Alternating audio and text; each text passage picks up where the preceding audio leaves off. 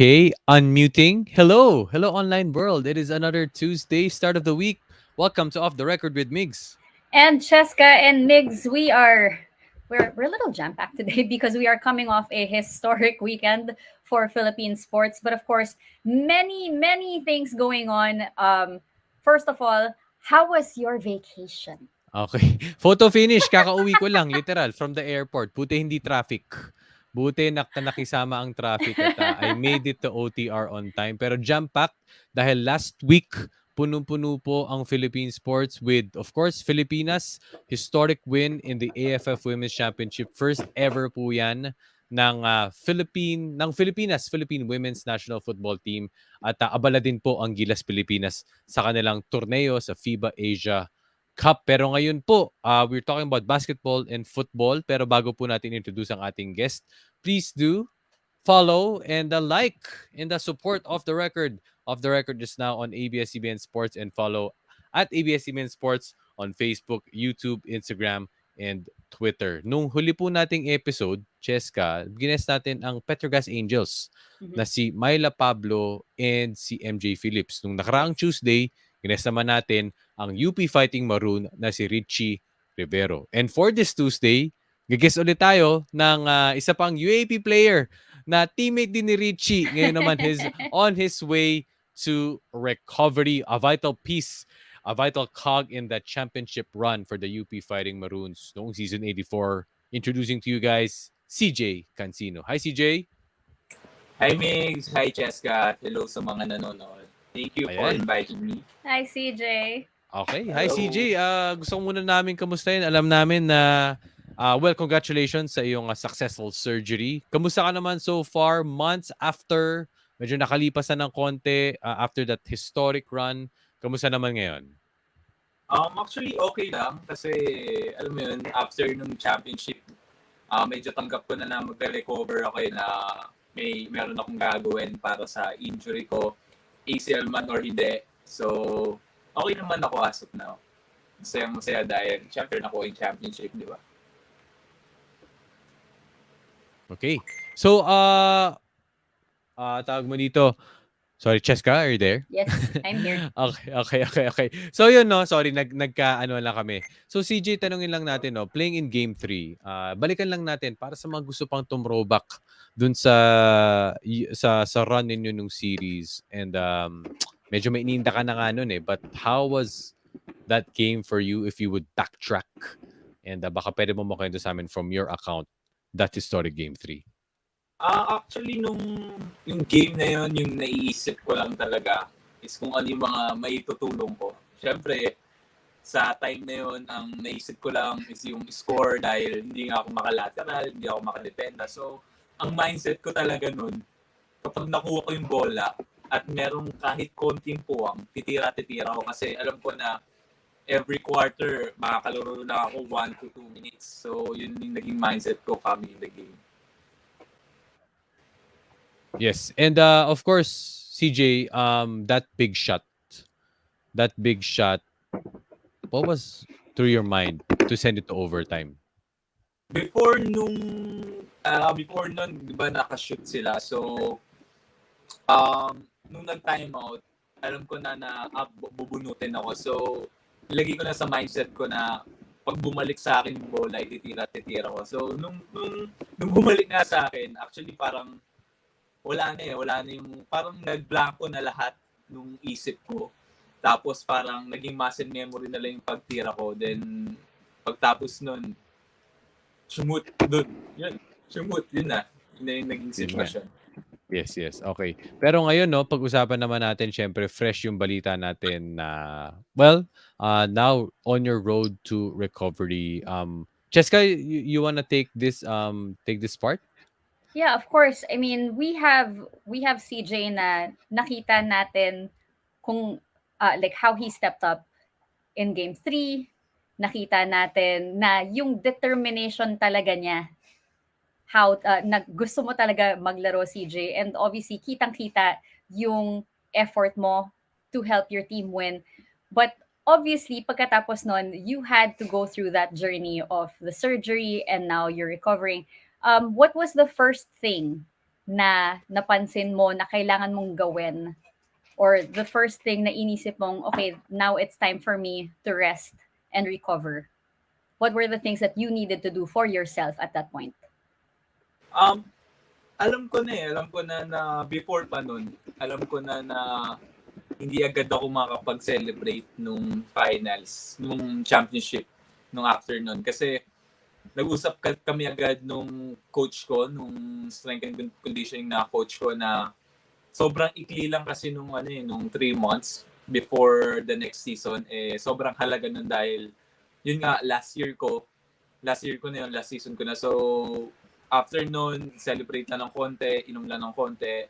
Then after nun, gym na agad. Hindi na nga ako nakapag-beach ng maayos nun ng mga first 3 weeks. Tapos nung nalaman namin na ACL, nagpaalam muna ako na sabi ko baka pwede magbakasyon muna ako. Then next month na ako magpapa-opera. Tapos yun na yung nangyari. CJ, gusto ko lang din tanungin, no? Siyempre, hindi naman din biro playing through an injury, whether minor or major. But you had yours in the second round. Para I think dun unang nakita. And then, siyempre, tinalagari nyo pa yun papuntang finals. What's it like being in that situation na alam mong mahaba pa, meron kang iniinda, pero how do you power through? Sa akin, laging ready lang kasi ako sa mga ganyang sitwasyon na may mga times talaga na hindi mo inaasahan na may injury ka. So, wala naman din ako magagawa kundi lumaban lang. Tapos, tulungan lang kung ano yung mga kailangan ng teammates ko. Siyempre, yung mga teammates ko, mga bata pa, kailangan din ng mga gabay. Gabay namin nila Chi. So, may hirap pero worth it naman. Sobrang worth it kasi mahal ko yung paglalaro ng basketball at syempre gustong-gusto ko. When it comes to, syempre yun na nga, sa sobrang pagkamahal mo sa basketball, kahit na may nararamdaman ka na, gusto mo pa rin lumaban, gusto mo pa rin maglaro. Can we talk about yung time na you had to sit out the semifinals of UAAP season 84? Semis pa lang yun. Para sa'yo, as someone na ayaw mong hindi ka naglalaro, ayaw mong idle time ka, gusto mo lagi kang may ginagawa, gusto mo lagi kang productive, gusto mo lagi kang nakakatulong sa team. With that kind of personality, ano yung nararamdaman mo, ano yung iniisip mo the whole time you were sitting on the sidelines during the semifinals? Unang-una, sobrang frustrated ko kasi hindi pa ako nagkaka-ACL, meron na akong problema sa kamay. So, yung right-handed ko pa, yung shooting arm ko pa. Then, dumagdag pa yung dun sa tuhod na mas major. So, sobrang nakaka-frustrate kasi alam ko na meron na ako maitutulon Lalo na nung natalo kami sa Lasal nung game 1. Tapos, namuntikan pa kami nung game 2. So, sobrang nakaka-frustrate na, alam mo yun, na pwede kang makatulong pwede kang makatulong sa team para manalo. So yun, sobrang frustrated talaga ako nun.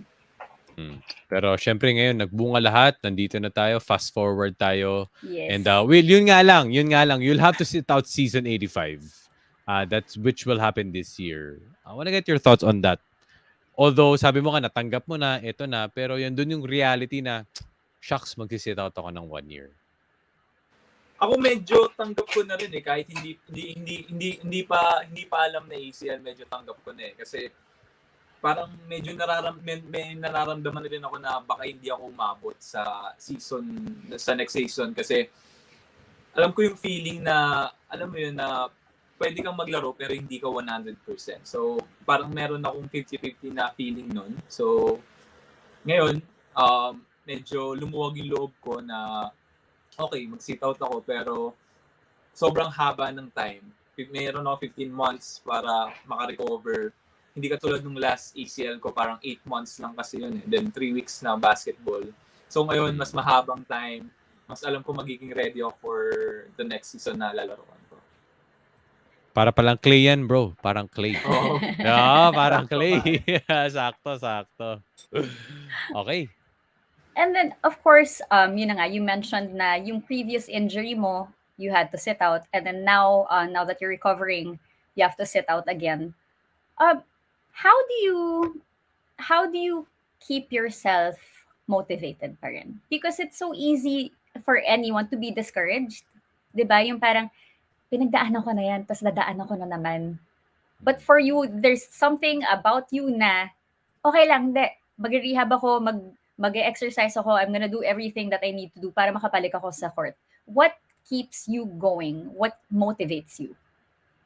Ako, yung nagmo-motivate lang sa akin, siguro yung mga fans na, alam mo yun, nanonood sa akin. Kasi ako, nung na-ACL ako, ang isang hero para sa akin is yung si Derrick Rose. So, lagi ko na lang iniisip na kapag, alam mo yun, kailangan ko ng motivation, kailangan kong magtrabaho kasi baka merong isang bata na pinapanood ako na pwede ring, alam mo yun, na makatulong ako sa kanya na, si CJ nga, na-injury, tapos dalawang tuhod pa, kinaya, ako pa kaya. Yeah. Yung mga ganung inspiration lang sa mga bata, yun yung parang nagmo-motivate sa akin na kailangan ko galingan. Kailangan hindi ako sumuko kasi may mga nanonood sa akin mga bata na iniidolo ko. So yun, sila yung mga isa sa mga nagiging motivation ko talaga. Bago tayo pumunta sa next question natin, mag-shoutout muna tayo sa mga fans, sa mga nanonood ngayon sa YouTube. Yes. Sabi ni Tricia Solis, praying for a fast recovery, CJ. Looking forward to see you out there in the court sa next season na maglalaro ka. Sabi ni Ron Jet Fernandez. Uy, Ron Jet Fernandez, super fan here, CJ. Heart, heart, heart. Sheena Mayuga, hello, CJ. Zara, Alexis Villaluna, hello. And Anne-Marie, Drew Perez. I just hope CJ will be okay before the start of the season. Well, sabi na nga na he will miss out one season. And I hope that ito nga, yung mga fans nga, mga nanonood ngayon sa ABS-CBN Sports are all having a good time watching this episode. Curious, what stage of recovery and rehab are you in now, CJ? Ngayon, nasa stage pa lang ako nung papunta pa lang ako sa maglalakad. Kasi may check-up ako bukas. Titignan pa ni Doc kung pwede na ako maglakad kasi mas mahaba yung recovery ng ngayon kasi meron ako meniscus kumpara dun sa last na ACL ko. So, check pa bukas kung pwede na ako maglakad. So, doon pala ako sa stage na tuturuan pala ako maglakad. So, what's a typical day like for you sa rehab? Ang typical day sa rehab sa akin, ngayon yung pinaka-challenging kasi ngayong month and next month yung mga pinakamasakit kasi ngayon pipilitin tupiin, parang gaganunin yung tuhod, hindi pa ganun kaya, sobrang tight niya pa. So, sobrang challenging kasi minsan napapaluha ako kapag ginaganon. Talaga kasi kailangan pilitin Kailangan maging mas flexible siya para mag-move on kami sa next stage. Okay. Para sa mga player, kasi ngayon medyo karaniwan na yung ACL di ba? Oo, sobra. Karaniwan na siya. And although ang maganda dito sa panahon natin ngayon, kumbaga dati pag na-ACL ka parang career ending.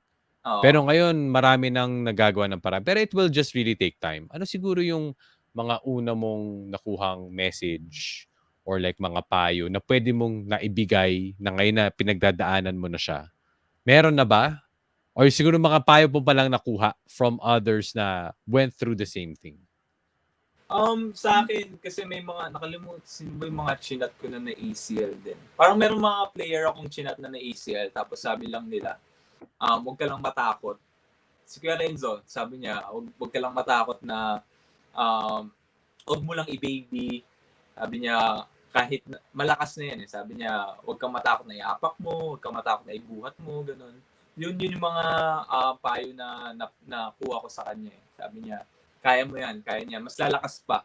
So, totoo nga na, kasi yung sa left knee ko, mas napatunayan ko na mas lumakas nga siya kumpara nung dati. Right. And then of course, now that yung parang magsisimula ka ulit sa rehab, para sa'yo, may mga things na ngayon alam mo ng mga kailangan mo ng mas palakasin, mas efforta ng konti. And that's how you're going to come back stronger. And if there was one way that you would like to come back stronger, as in any aspect of your game, ano yun? Yeah. Siguro sa akin yung defense talaga. Kasi yun yung dati pa yun na yung naglalak sa akin. Kasi gusto ko rin maging two-way player. Then siguro papalaki lang ako ng konti, papabilis na ako ng lateral.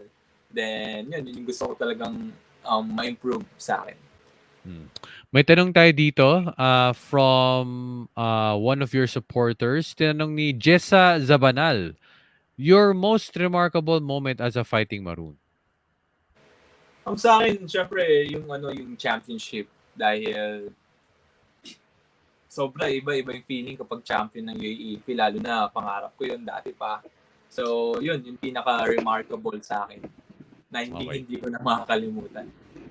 Okay. So guys, shoutout po sa lahat ng mga nanonood ngayon. Kung meron po kayong mga katanungan para kay CJ, please do type them in the chat box at babasahin po namin. Yan. Once again, kung meron po kayong mga katanungan for CJ, comment lang po kayo. Shoutout po namin kayo at inyong mga katanungan. Ngayon, check. Pwede tayong, Cheska, pwede tayong pumunta sa ating favorite part of the program.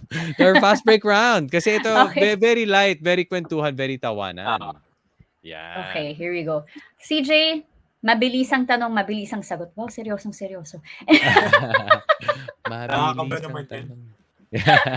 Hindi, chill lang to, chill lang. Yes, chill lang. very chill. Yes. Okay, yes. CJ, for our fast break round, favorite practice drill or exercise?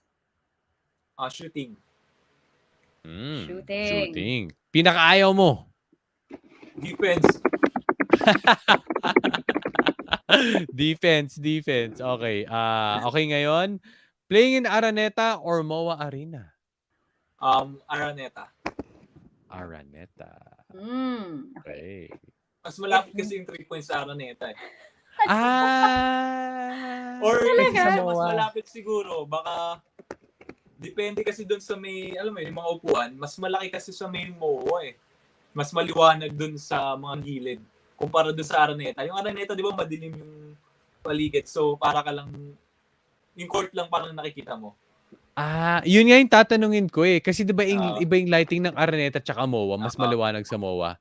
Pero mas okay pala yun para sa player kasi hindi mo na naisip yung mga crowd. Oo, kasi kapag sa MOA, kapag tumira ka sa corner, parang makikita mo yung green pero parang ang liit lang. Then makikita mo yung mga fans dahil maliwanag, yung mga upuan, yung mga bleachers. Kumpara sa Araneta, medyo madilim siya. So kita mo agad yung ring. Good to know. Okay. Good to know. Kaya matukoy ako sa Araneta. Yung mga secrets na hindi alam ng mga non-athletes. Oo. First time ko narinig yun. Maganda sana yun. naman natin malalaman yun, di ba? Oo. Sila lang may alam nun. Sila lang may alam nun. Pero thank you for sharing. Okay, next. If you weren't a basketball player, what would you be? Siguro kundi engineer, pilot.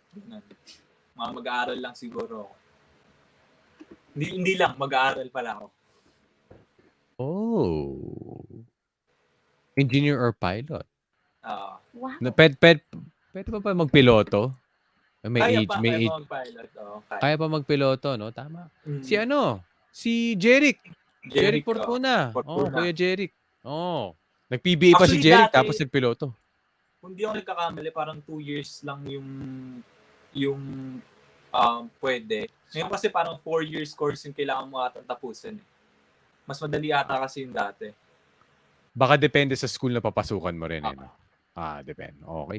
So si CJ po, if he were not a basketball player, engineer or pilot, most important item na dapat na nasa bag mo during game. Most important item.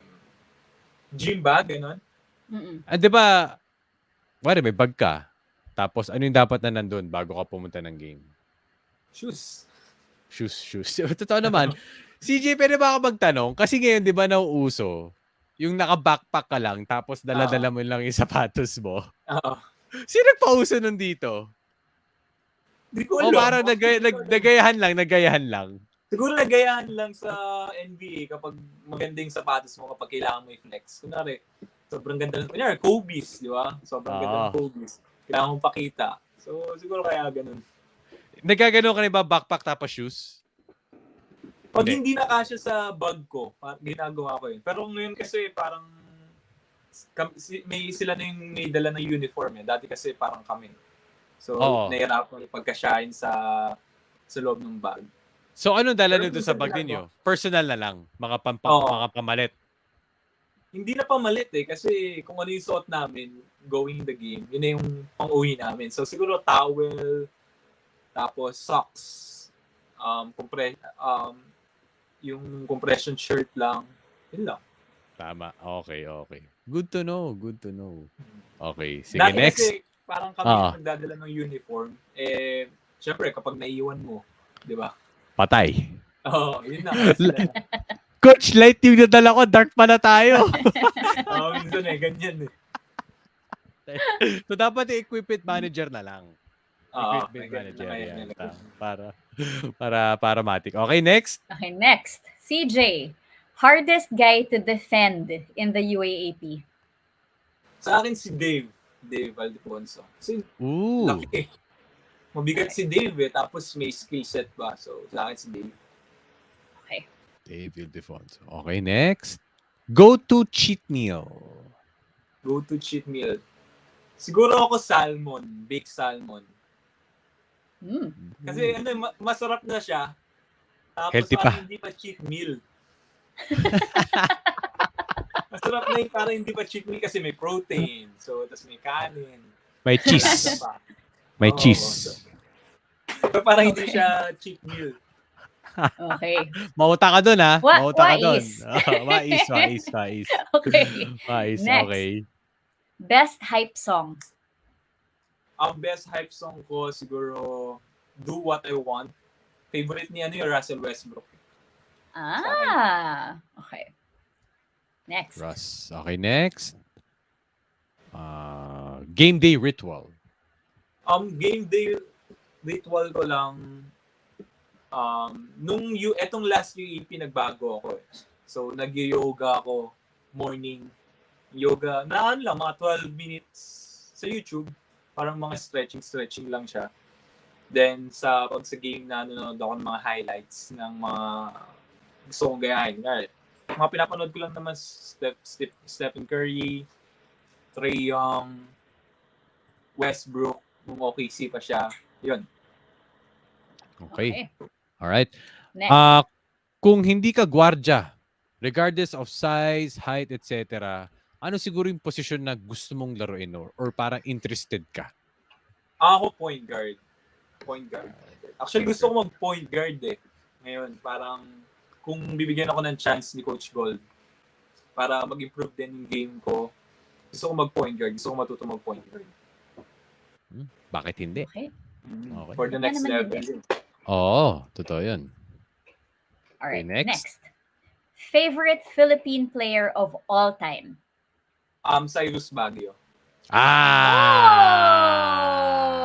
Skyros!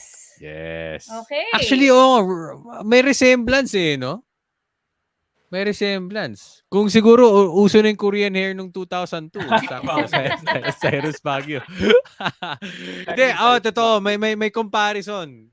Cyrus Baguio. Okay. Solid. Alright. Favorite basketball move? Siguro ako in and out lang. In and out. Okay. Okay. Next. Biggest hurdle you've overcome? Injuries. Yun, ACL. Tama naman. Na-feel naman namin na yun na yung sasagot. Tama naman. Okay. Okay. Next natin, most memorable career highlights. Siguro ako yung nag-triple-double ako against UE. Kasi, alam mo yun, parang nasa zone, in the moment lang ako, nasa zone lang ako noon.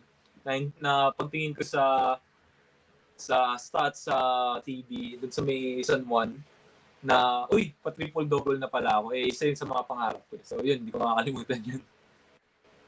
Kami hindi namin makakalimutan yung 3-pointer na nag-overtime sa ano. Parang lahat ng tao nagwala na. Yun. Parang top 2 yun. Top 2. Top 2. Okay, Okay. next. Okay, last. ultimate career goal? Ako siguro maging, after ko mag-pro basketball, gusto ko maging businessman na lang. Para Okay. chill lang. Yun yung pinaka-career goal ko sa akin. Okay. Wow. Alright. Okay. Okay. So, thank you. Papasalamat na kami kay CJ Cansino for joining Yes. us here in Off the Record. We wish you well, the best of luck sa iyong recovery. Although you will miss season 85, ang tanong natin, CJ, maglalaro ka ba for Yeah. season 86? Once Oo and for naman. all, are you staying with the UP Fighting Maroons for your last playing year?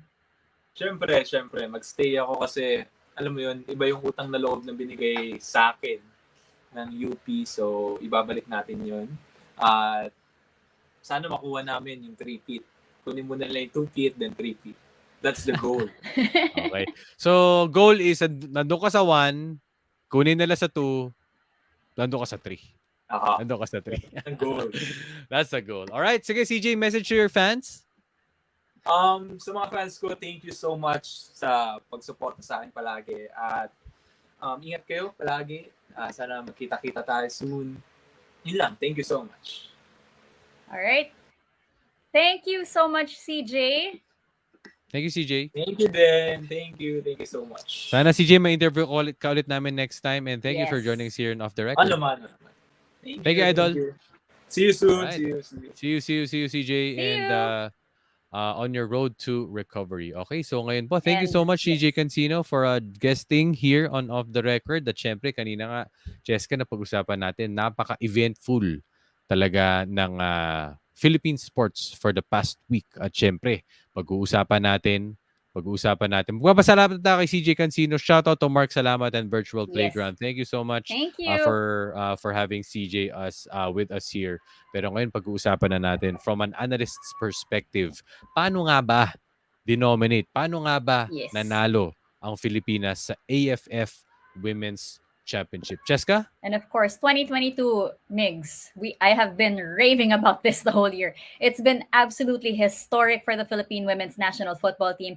Their latest feat just last Sunday sa Rizal Memorial Stadium, where they won the 2022 AFF Women's Championship on home soil with over 8,000 people in attendance. And of course, pag-uusapan natin yan tonight with the Filipinas' incredible run. Former Philippine women's national football team captain Mariel Benitez Javellana is joining us here on Off the Record. Hi, Mariel. Hi, Mariel. Hello, good evening. Thanks for having me. Hi, Mariel.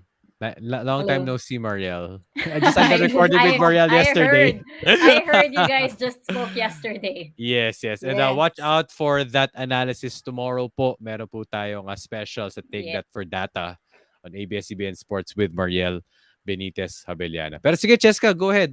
You can take the first question. Yeah. First up, Mariel, like, what a run in 2022 alone for the Filipinas. If you could sum up just the first half of this year for the Philippine women's national football team, what would you say? Her story, I would have to say, each time they came into a tournament, they came and showed parang they really had, they were winning. They saw, they showed like what they're capable, and they just kept improving in each match, in each tournament. And we saw how well they played, not just by winning, but by showing team effort, their team performance in the AFF tournament. But what do you think were the key preparations that Coach Allen and the Filipinas did to prepare for this? Kasi it's never been done in history, and coming into 2022, might have been a different story, but what do you think were the key preparations kung bakit sila nagtagumpay in this tournament? Well, first of all, I think the quality of the coach and the coaching staff that he has, the approach that they have in their preparation, they have the experience of bringing a team to the Olympics and into the World Cup with Coach Allen, and when he was the coach back with the Matildas. So just that experience and having the girls learn and go through that experience. And then, of course, they were getting quality matches throughout. They've had several friendlies in Europe. I think that kind of exposure. And the quality of the girls on the team. So a lot of the girls also have very good experience. They play in high-level competition, and they were able to bring that and show that in the preparation and in the tournaments. Mariel, if you were to like pick a game or two where you said, "Wow, we're going all the way," what was that game or what was that match? Well, I think coming into the game, we saw how they were against Australia, and we knew that we had the ability to go up against bigger, taller players. We won against them. A lot of people say that it was just the U23 team, but I think their performance showed the potential of the team. And then their quality in their match against Vietnam, the semifinal match, wherein you really saw how cohesive the team was, how much they wanted to win on home soil, and it was pretty, it pretty much went their way in that semifinal match, dominating against the defending champions Vietnam. Are you there? Okay, we're just waiting for Cheska's audio to be fixed, but that's okay. She'll get back to us in a little while. When you talk about the team composition, kasi syempre, when you talk about the Filipinas, and they really started to make waves until recently when they qualified for the World Cup. Yeah, in the FIFA Women's World Cup. But when you talk about from that and then to here, what can you say about the team composition and I guess the program's approach to continuity and strengthening that bid for the World Cup? Well, I think, to be honest, I think it started with the preparation over the pandemic during the qualifiers, and it gave a lot of opportunity for the overseas-based players to try out to play for the team against maybe more of the local players because of the pandemic that we didn't have any football in the last 2 years. And then as the Philippines qualified for the next round, I know they had their camp in the US and they brought in Coach Allen and his coaching staff. And it gave a lot of opportunities for more players to make it to the team. I think there's a healthy competition within the team that everyone wants to make it to the Women's World Cup lineup. And I think that really pushes each one or each of the players to always give their best in training and in competition. So we saw in the AFF na talagang deep yung bench ni Coach Allen. Anyone he puts in the game brings the same kind of system or quality. And even when he would have the rotation throughout the tournament na hindi talaga nagiging pareho yung first 11, nakikita na natin na all their players knew their responsibilities, knew what kind of system they had to play, and they showed that they were capable to be in the starting 11. We talked about this yesterday in our recording, pero tomorrow, guys, take that for data. Mas maiintindihan pa natin yan, mas mababreakdown natin yan when it comes to the stats and numbers. Mariel, we talked about this yesterday, but when it comes to side pieces, the corner kicks. Yes. Actually, ako, nung when I was, personally, when I was watching the match from Australia all the way up until the final match, yung unang goal, if I'm not mistaken, the first goal against Thailand was a side piece from a corner kick. Para ang Yes, taas it was ng a set probability. piece, yes. It was a set piece, sorry, set piece. It Set was a piece. set piece. So, parang alam mo na papasok siya. Yes. Kasi you've seen it all Actually, throughout the tournament. So, paano nangyari yun?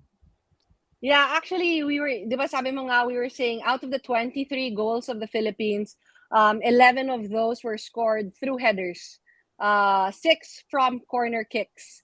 So it really is a strength, especially nakita natin yun in this tournament. You have the quality of like a Tanayanes who can send accurate and consistent corner kicks right inside the 6-yard box, just enough for the keeper to have to step out, but enough for her teammates to head the ball.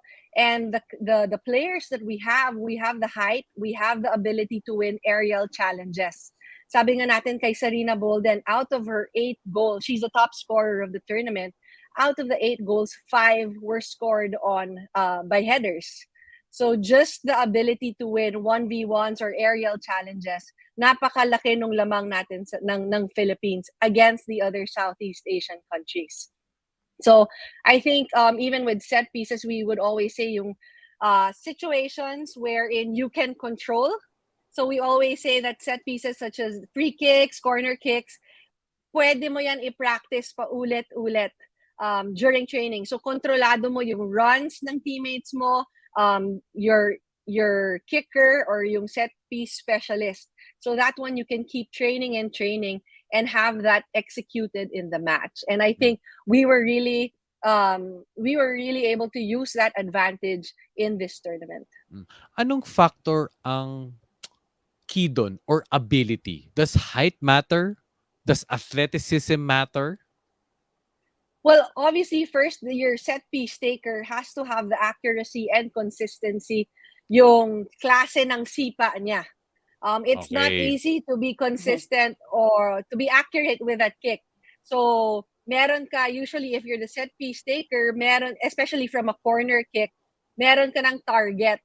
So, yung target na yon na player who we saw was Hailey Long, Sarina, Bolden, they have to have the ability to have the right timing, to have the ability to head properly, to be physically stronger than the opponent, to be able to put themselves in a good position, to time their jumps. So there's a lot of technique involved in having that ability of heading the ball, and especially converting or scoring a goal through a header. And of So course, marami when you siyang see, aspects.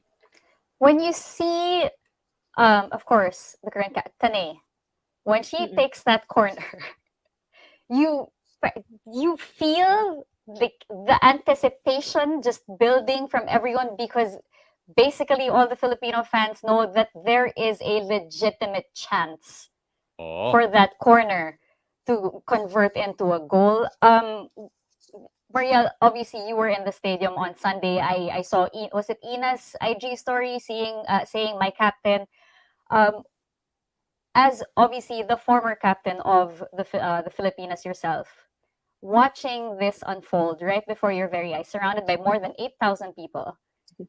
Every single time, and you know that Coach Allen was, particularly focusing on these set pieces. On your end, as a spectator, knowing full well what was going on with how the Filipinas were practicing and preparing, what was going through your head every time there was a corner awarded to the Filipinas? Well, definitely. I think 50% of the chance to score a goal was already there.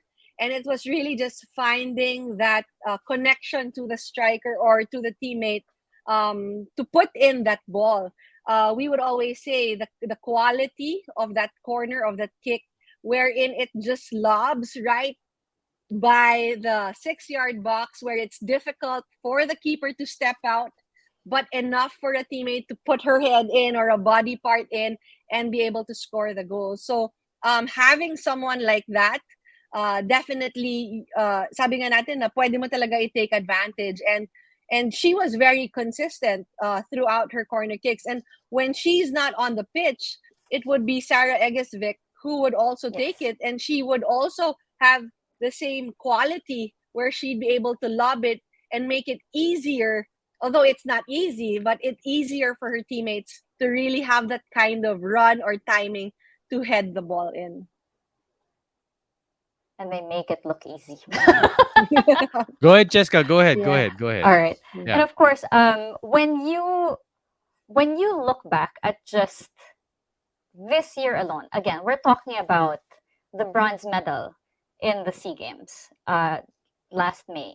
And then you have the Women's Asian Cup, where they qualified for the Women's World Cup, leading up to this gold medal in the AFF Women's Championship. From every step, let's start with the SEA Games. How would you describe the growth of the Filipinas in every tournament that they have joined since? Well, I think from the time that one is when they qualified for the Women's World Cup.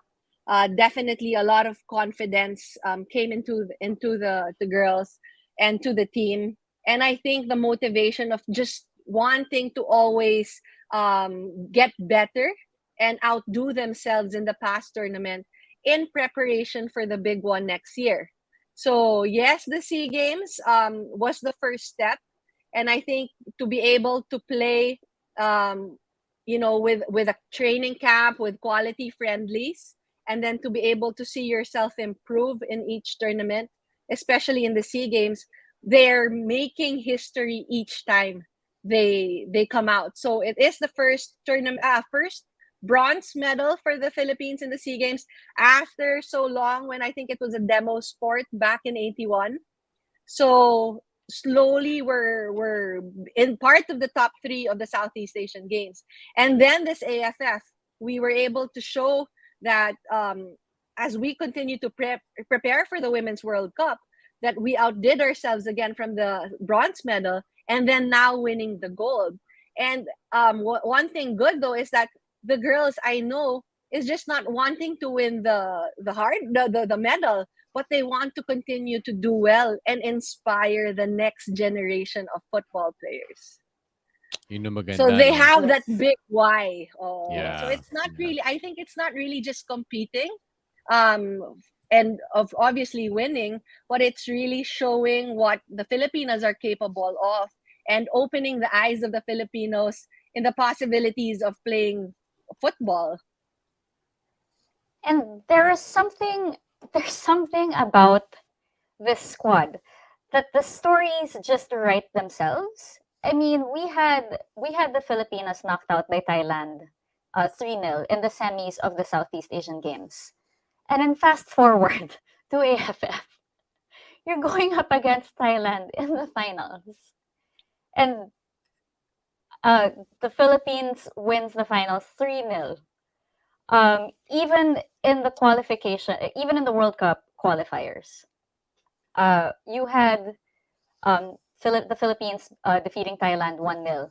And then when it got to Chinese Taipei, just the way that match played out, down to extra time, down to over it was just absolutely insane, down to the penalty kicks. For you, what has been the best story so far? Because there are so many highlights to choose from. That's right. Actually, when we talk about all these wins, it brings back to that night, to that game nung championship. After the match, I saw Ina, and I hugged her and I said, "I'm really so proud of you. I've seen her when she came into the national team, and I said, you guys keep going, and you guys are so amazing." And she just told me, "Puso, puso." So I think that's it. Each one, they've been very unselfish. They've been very generous to each other. I think they feed off each other's energy, each one pushing each other to get better. And the bonus was having 8,000 people see them play the beautiful game. And they also fed off the energy of the crowd. And I think the team will continue to grow as long as they're clear with their goals. And I think, like, I know that they have a bigger purpose in inspiring the others, and I think that is their driving factor. That is their success. That has been their success, and I think that's why I'm very excited to see where the team will go next. And I really know it really is just an uphill for them, all the way up to the Women's World Cup, and even after the Women's World Cup. Just in a quick nutshell, of course, Filipinos sports fans are celebrating the win and the victory in the her story, 'di ba? Pero meron pa rin, Marnel, Cheska, na maaring hindi pa rin gaanong naiintindihan the context and the magnitude of this victory. In a nutshell, Mariel, why is this big? Why does this matter? Well, I think this tournament, this win, has proven the capabilities of the Filipinas. We've never broken into the finals of any tournament in history for women's football or for football in general. And just by making it to the finals was history in itself. We've always had difficulty beating the powerhouse of Myanmar, Vietnam, and Thailand. And this tournament showed what we were capable of. And it wasn't just a 1-0 win.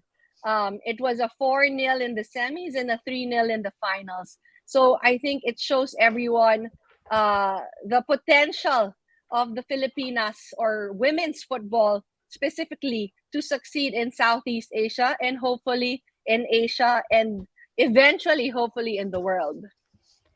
Speaking of the world, of course, we had Coach Allen saying that, come next year, the Filipinas will be taking on the best teams in the whole world. So for you, Marielle, what is there? My dog is here. I'm so sorry. Sa Apollo ba yan? Sa Apollo.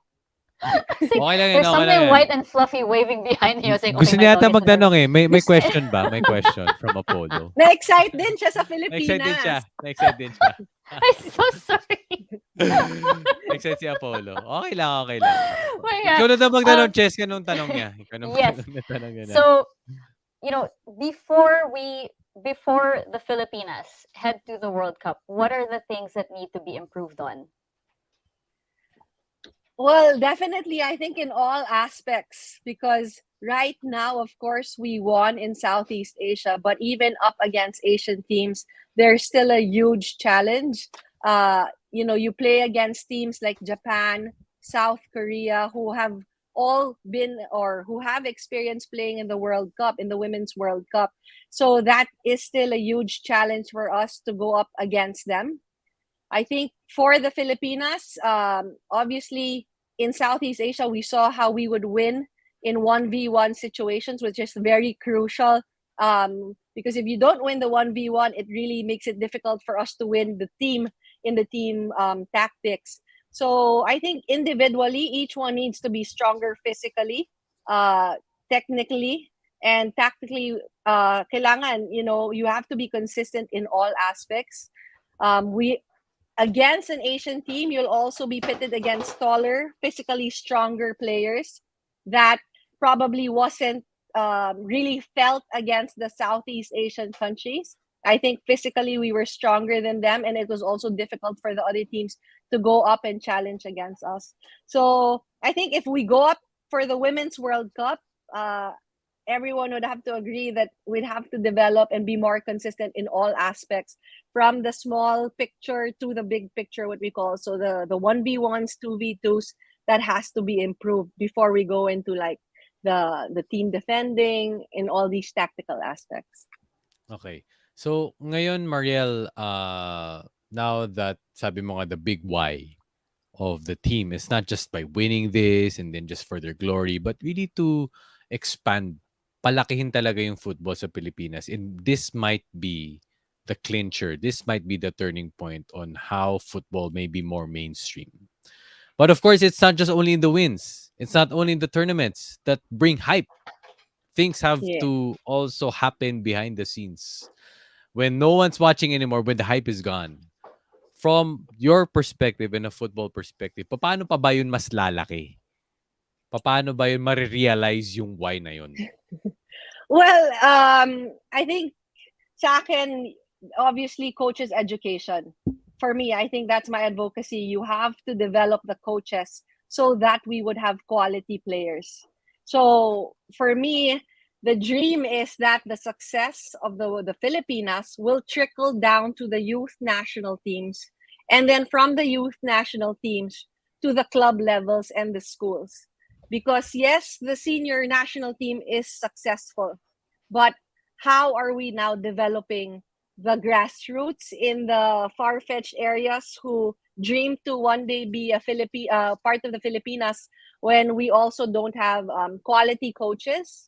So there has to be coaches' education. At the same time, there has to be competition in the Philippines, top-level competition like a women's league where the girls can continually have competition and improve the level, and then bring it down to the youth level where even our youth national team will also be able to have high level friendlies or top friendlies and be able to compete and succeed in the Southeast Asian or in the Asian category. So syempre, we see the national team, their success, their hype. These girls are role models. So we want to be able to bring down their success to the next generation, so that we'll be able to sustain the interest, the quality of play in football. Totoo I yan. can go on and on and on and talk about all the aspects that need to be developed, but I think we're slowly, at least for the other coaches that I know, the people in the media who talk about it, the young girls who saw the Filipinas. I mean, I just came from training today, and the young players that I have all talk about these players already by name and the way they play. So I think that's a start. And so for us coaches, it's encouraging them to be like someone, to practice, to be able to achieve that level. So by increasing the quality of play in the youth level, that's the only way we can sustain the quality and the success in the senior level. I agree. What Yes. struck me the most, Mariel, was success in the youth level. Kasi let's face it, real talk lang. Kapag nananalo ang isang player, nananalo siyang team, nakikilala talaga sila. 'Di ba? But it doesn't mean na porke tatalo hindi mo nasusuportahan, pero malaking bagay yung nananalo at relatable at a reachable level. And then eventually you go up and up and up, and that success trickles down from down and up also. So hoping for the success of of course, the Filipinas, the Yes. U23, U18, U16 teams, and hopefully this is just a start. And thank you for your time, Mariel. Thank you so much, Thank you Mariel. for joining us here, and thank you for giving us great analysis kung bakit nga ba nanalo ang Filipinas and why did they have a successful tournament in the AFF Women's Championship. Mariel Benitez Sabellana, maraming salamat. Thank you very much. Thank you. Okay, All jam-packed. right. Jam-packed Jam-packed as episode usual. of Off the Record with Mix and Cheska tonight. So salamat po sa lahat ng nanood sa amin. Sanay naman tayo dyan, Cheska. Pati na nagpa-podcast pa tayo, marami tayong guest. Marami tayong guest. Marami rin. Nagpapasalamat din po kami sa mga nag-guest at bibigyan na kanilang oras. And thank you to everybody watching. Of course, on ABS-CBN Sports. Of course, for your guest requests, please do message us on Facebook and Instagram at OTR Mix Cheska. And syempre, ito po, huwag niyong kakalimutan. Follow ABS-CBN Sports on Facebook, YouTube, Instagram, and Twitter. Please do, guys. Pa-plug ko na rin lahat po ng mga content offerings ng ABS-CBN Sports. Facebook and YouTube, everyday po meron po tayong content dyan. So tomorrow, yung analysis po ni Mariel when it comes to yung mga goals, when it comes to stats, kung bakit nga sila nanalo. Lalabas po yung bukas 6 p.m. on Take That for Data sa YouTube channel ng ABS-CBN Sports. And of course, Off the Record airs Tuesdays and Fridays, 9 p.m. sa ABS-CBN Sports YouTube. All right. There you have it. Jam-packed week. And hoping to have more sports events. Sports events. Grabe, alam mo, Cheska, kotang-kota yung sports events nung the past week compared to the past 2 years. Yes. Diba? Kung ano yung mga na-miss natin in the past 2 years, biglang bumuhos lahat. Oo, kung anong gutom natin the past 2 years, busog naman tayo ngayon. All right. So once again, this has been Off the Record with Migs and Cheska. Thank you once again for joining us tonight, and we will see you guys in the next episode. Bye.